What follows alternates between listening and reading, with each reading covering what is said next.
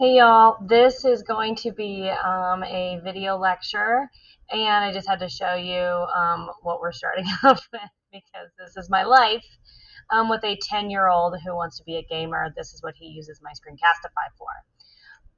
It's just funny. Okay, so we're going to talk about intros and conclusions. I think my face gets to stay. Lucky you. So we started talking about, our application essays, and we just really have to make sure that our intro stands out. And for the sake of the remainder of our essays, and this one too, we want to make sure that we're wrapping it up with a nice, pretty bow. And the conclusion is like rock star status too.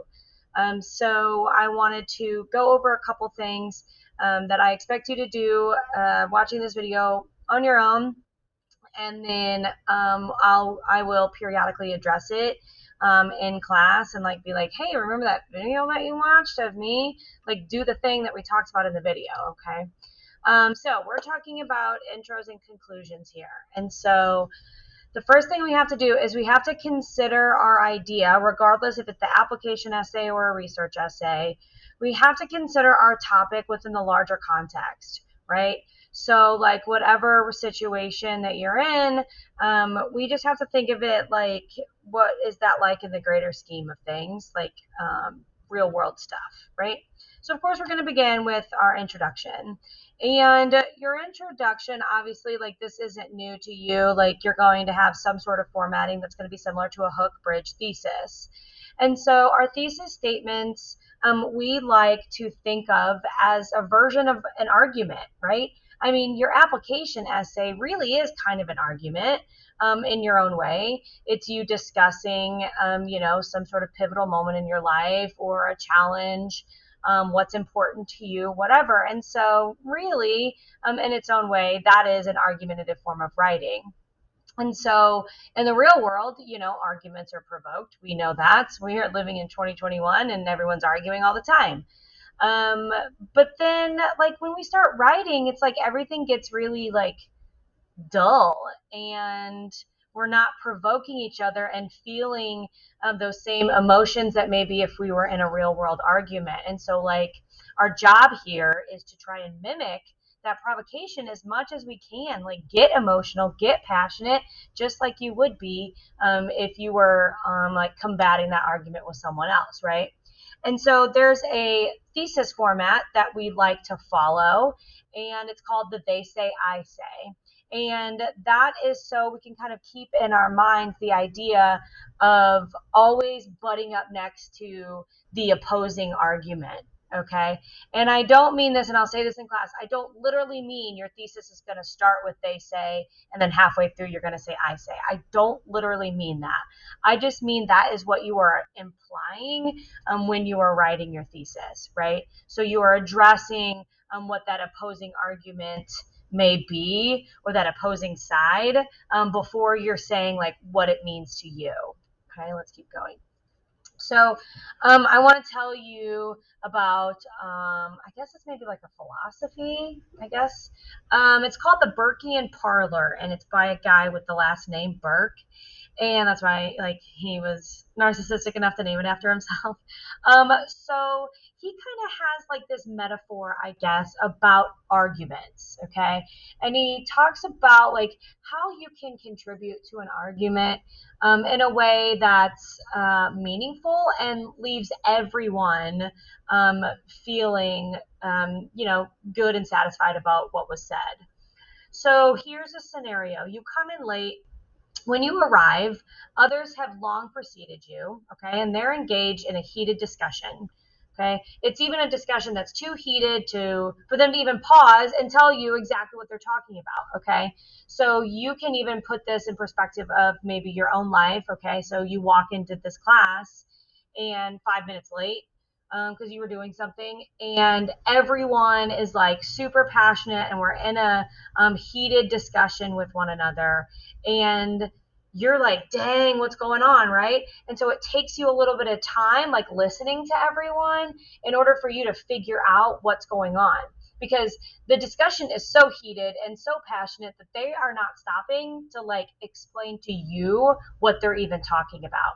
So at that point, it's up to you to sit down and be quiet and listen and gather all that information, so then you can ascertain what everyone is so upset about.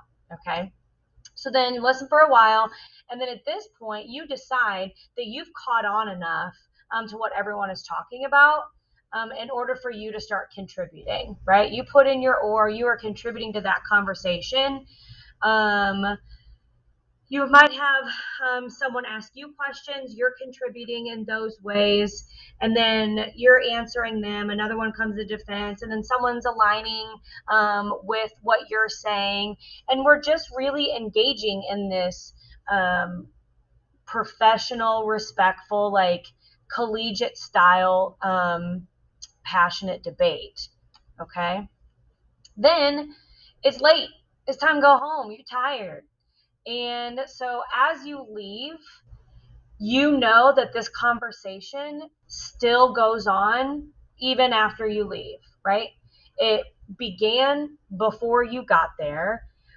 You contributed to the dialogue what you could in that moment. And then as you leave, it's going to continue, and it'll be like that forever, right? But you have taken the time while you were able to contribute to gain the knowledge and do what you could in order to further that conversation as well. And like I said, that's the guy. His name's Kenneth Burke. He wrote this, The Philosophy of Literary Form. And so he really talks about that. And I want us to think about arguing in that way, because like we're not going to have the final word. You can't read everything there is to read about a particular topic, but you have to feel confident that what you've learned and spent the time, gaining, that you can contribute to that conversation just as much as anyone else. Okay. So it's important to consider, like, why do I even enter the conversation to begin with? Okay. So being that this is a college class, like the ability to enter into these conversations, like it's important now, right? Especially in 2021. We want to be able to engage in these really complex, nuanced conversations that aren't black and white, right? We have all this gray area in the middle, and it's really important for people, especially as we're getting ready to graduate high school and go out into the world. Like the world kind of depends on us to be able to do that, right? So it's important for us to have those conversations. And in order to do that, though, we have to have a little bit more empathy than maybe what we're used to on the day to day, right? Like we have to be able to put ourselves into the shoes of those who think differently than us, which is not easy anyway. And then you put us in a particular just political climate, there's just the division that this country alone is experiencing.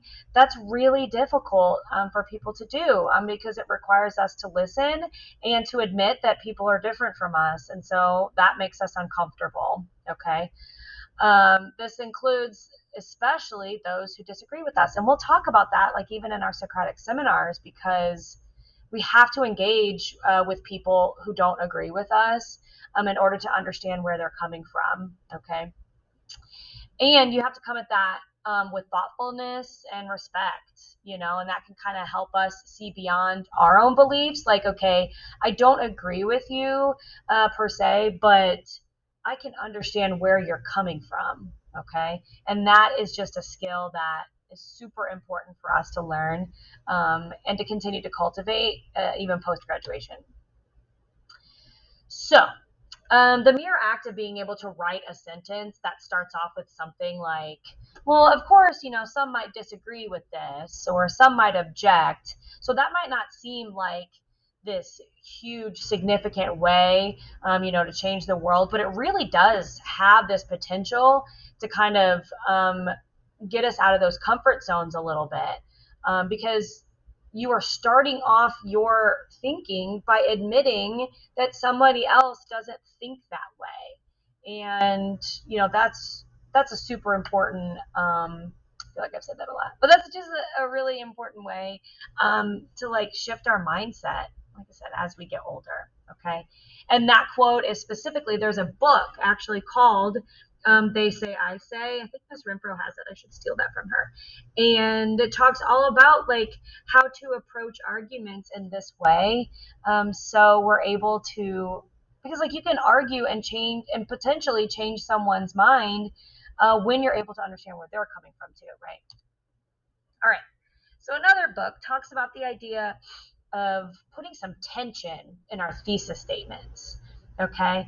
So the idea is that you're not allowing your reader to read this thesis statement and be like, okay, duh. Okay. Like we talked about like we have these really vague thesis statements of like, many students, experience significant challenges throughout their lives, or, high school students who have divorced parents have to have, two homes, like all these things that like are these duh statements that we have to move past in order to get to those really passionate and tense thesis statements. And it is like more of adult level writing, and we get there together, okay?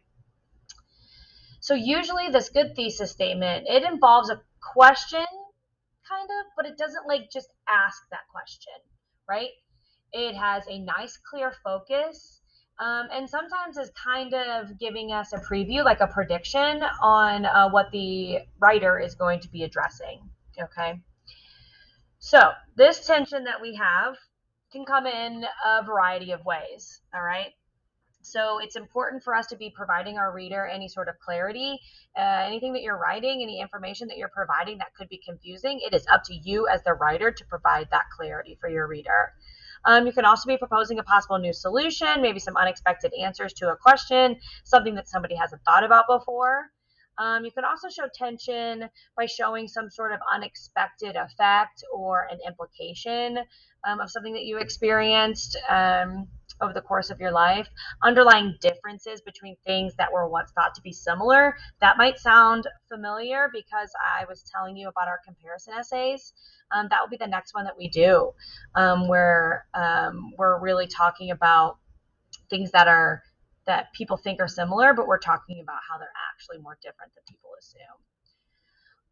You can show something that is commonly accepted as like this universal idea, and it's like, no, that's not what we thought it was. You can oppose a commonly accepted viewpoint, and then make problematic something that seems non-problematic, right? So make something that is an issue, make it seem like it's not, or how could it not be as problematic, okay?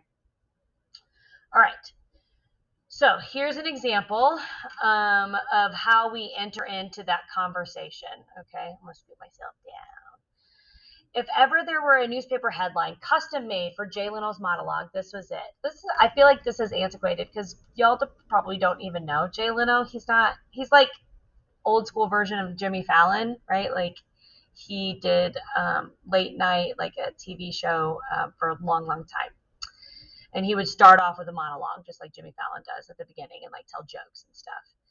This was it. Kids taking on McDonald's this week, suing the company for making them fat. So this is, again, you joining into that conversation. Wait, I went too far. No, I didn't. So if we're talking about, my bad, let me go back. So we're talking about this newspaper headline, and it's saying that kids taking on McDonald's this week, suing the company for making them fat. That is an example of you bringing in this conversation and entering in and like taking some time and really figuring out like, okay, what is everyone talking about before I'm able to contribute what I want to say, okay? So then, oh, dang it, I did it again, my bad. So here is an example of the they say portion of the they say I say thesis statement regarding our previous slide.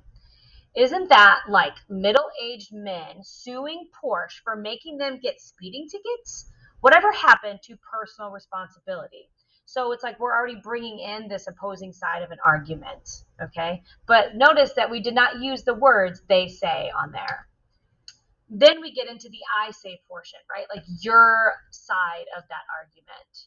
Then you say, I tend to sympathize with these portly fast food patrons, though. Maybe that's because I used to be one of them. So we break that down. So think about like what that would look like in an introduction. Like if you were, writing your application essay and you were talking about the ridiculousness of, people maybe getting lawsuit happy or whatever it might be. And so that we have the they say on the previous slide, and then here's that version of an I say. Okay. Here's another one. My daughter, who goes to Stuyvesant High School, only blocks from the former World Trade Center, thinks we should fly the American flag out the window. That's your they say. I say, definitely not.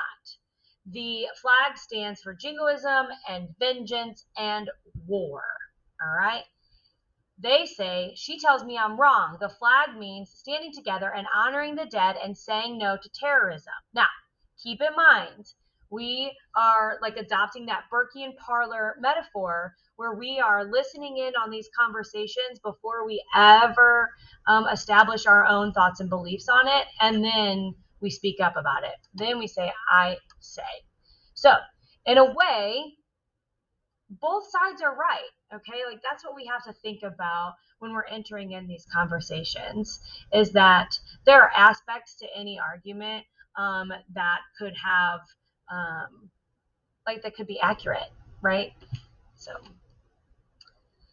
here are just some templates that we could look at if you're having a hard time like grasping what a they say I say might look like. Okay. So take your time. I'm giving you access to this slideshow as well. So feel free to grab any of those if they happen to work with the topic that you're wanting to write about. Okay. Let's look at these. I got it. So next, your job is a purpose plus preview in your thesis statement. That's what our thesis statement is. It states our purpose, but then it also previews what our story or writing is going to be about. And we have to keep our audience in mind. We need to be clear as glass who we're talking to. Okay. So for example, actually, let me go back. So for example, the clear audience in mind, we would need to think about who that is based on what essay you're writing. So like if you're writing the college application essay, then your audience is like the scholarship committee or the college admission counselor recruiter people, right? And so you have to think about what exactly they're looking for, and then you tailor your writing to that. And that doesn't go away, right? Like we do that post college graduation when we're applying for jobs. Like we tailor our resumes and our cover letters based on that particular job that we're applying for, because we want that audience to see that. Okay. And then if necessary, use your bridge, use that section there in the middle of your intro to clarify any sort of background information, any key terms, anything like that. So I'm trying to think of an example. So like if you're talking about like a life-changing medical procedure that you had or something, like there might need to be some key terms defined there, like some medical jargon, things like that. If you're big into computers, you might have some computer lingo that you need to define. Or you might need to be careful like how you provide your background information, because you don't want to jump, make this like huge leap from like when I was 6 years old and like now you're graduating. Like we need to make sure that we're bridging that gap a little bit so you don't leave your reader confused. Got to consider your reader. We have to connect to the reader's interests or values, right? So for the sake of like the application essay, we got to think about, okay, what is this committee interested in reading? And that's your pathos, which maybe you remember from previous English classes. Remember pathos, ethos, logos. That's your pathos, right? We're tapping into that emotional side because that's what's memorable for a lot of people, and that's what we read about. Okay, then you get to decide which way you start it. And sometimes, actually like 95% of the time, Starting it is the hardest part, right? Like staring at that intimidating white doc on your screen sucks sometimes. So here are some suggestions that might help. Okay, so you can start with something that will definitely provoke that reader's interest. You can start with some sort of anecdote. This can be a personal story, right? Like I'm sitting on the dock. My 5-year-old self is sitting on the dock with my grandpa, and he's telling me about when he met my grandma for the first time. Like, there's your anecdote, right? Another one is I'm sitting in my car in the parking lot trying to go into my first day of school, or so, you know what I mean? So, like, set that scene for your reader by telling a personal story. You can ask a question. Usually, I won't always say that this is the best way to do it. It has to be an amazing, like the most thought provoking question that would just leave everyone like just stunned and questioning their whole existence. So usually I'm going to recommend avoiding this. But there have been a couple questions over the years that have been like, dang, keep that in there for sure. Then you can, or one option is you just jump right in. Okay. I had a student a few years ago who she had experienced a recent death in the family. It was very unexpected. And she felt like, how could I write about anything else? She had lost her brother. And her very first sentence was, 5 weeks ago, my brother was killed, or something like that. Like, she just jumped right in, both feet, and it was jarring, but in the like most amazing way. Okay. Then we get to the body of the essay, and then you're arguing your point. Just like I said, like, even in your application essay, this is a form of an argument. Like, you're arguing for yourself. You're arguing why you're awesome, and why this college should accept you, or whatever it might be. Okay. So we have to use strong organization. Like, we have to make sure our thoughts are organized. Don't leave your reader wondering what the heck you're saying from one moment to the next. We're going to be very careful with our word choice. And that's why we go through this process to make sure, like, okay, I'm stuck using this word and I've used it 4 times. Like, it's time to get a little bit more creative with that. Detailed support, and just let you shine through in your writing. Okay. We don't want it to be dull. Like, I want to be able to like picture you sitting up here telling us this story. Okay. Especially in your application essay, everything needs to be specific. I'm already looking at people's thesis statements and they're just vague. They're just vague. And like, you have to jump in and just be specific right away. If you want to talk about what these challenges have done to your athletic abilities, tell me the challenge. Tell me a specific athletic ability, right? If you're talking about overcoming people's expectations of you, tell me what that expectation is, right?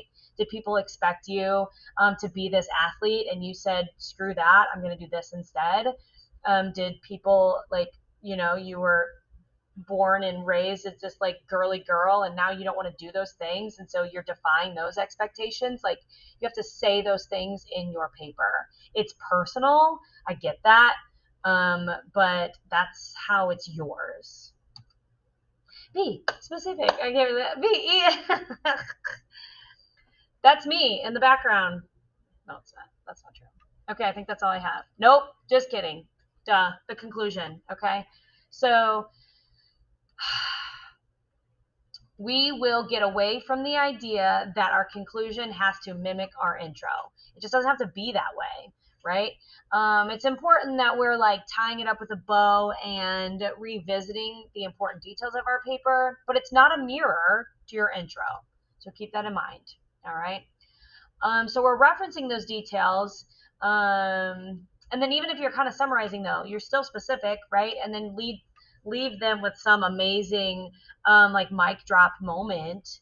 And a lot of times that can be, a quote, you're tying back to your hook, maybe something that just leaves them saying, dang, I really like understand this person.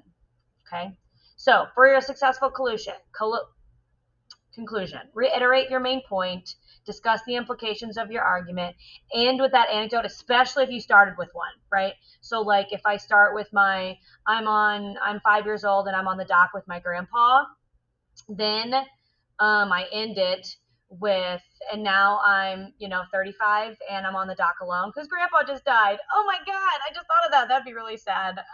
But like, you get the idea, right? So I'm tying it all back together. Referring to that beginning, boom, gets it every time. It's like bookending it, and it's just so pretty and just feels like it's the closure that your reader needs. Okay. Once we get into more argumentative, you can propose that action.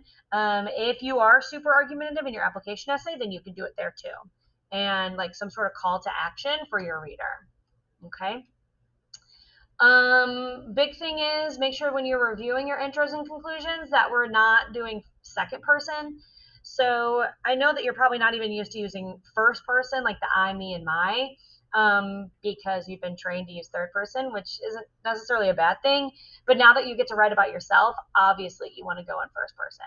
But second person is like you and your, and so that's weird. We don't want to do that because you're talking about you, so you would use I, right? That makes sense. Okay, that's it. That was a really long video. I'm sorry. 45 slides. Good God. I hope you made it this far. Okay, bye guys. Be good.